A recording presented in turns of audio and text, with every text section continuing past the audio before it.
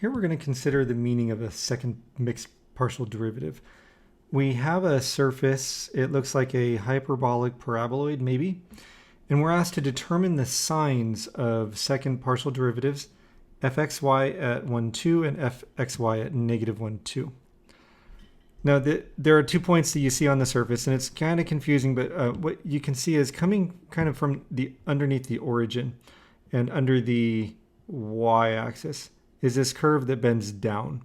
And what we need to think about is that that line or that curve is intended to be represented as being underneath the y-axis. And so the point where y is equal to 2 is going to be associated with basically this curve going from left to right. And that red point on the that looks like it's below the first quadrant here is the point on the curve, or on the surface, excuse me, associated with 1, 2. And then the other one over here underneath the second quadrant is the point associated with the point negative 1, 2.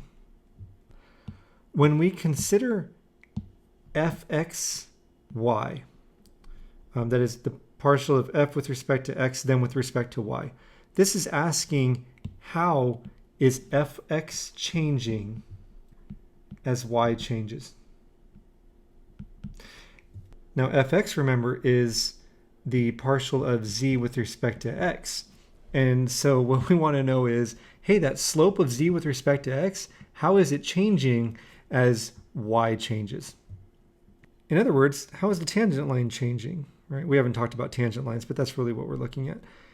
If we draw a few tangent lines along the curve where x is equal to 1, then along that curve we're holding x constant, and so that'll tell us what we need to know with respect to y for that second derivative. And as you can see, the tangent lines that I'm drawing here are becoming more pronounced and kind of sloping up to the right the way we're looking at them. So kind of a way to visualize this maybe is that we have tangent lines that they've been kind of horizontal-ish, and then they're getting more and more steep with the right side getting taller and the left side getting smaller, right?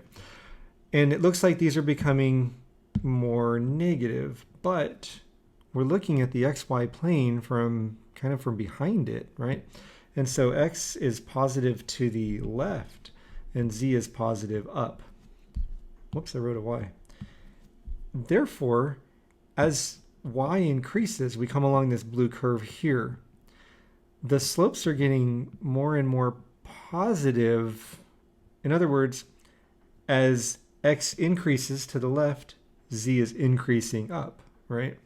So, as y increases, we have that the slopes, the partial of z with respect to x, is increasing. Increasing with increasing, those are both positive. Therefore, our second derivative, fxy at 1, 2, is positive.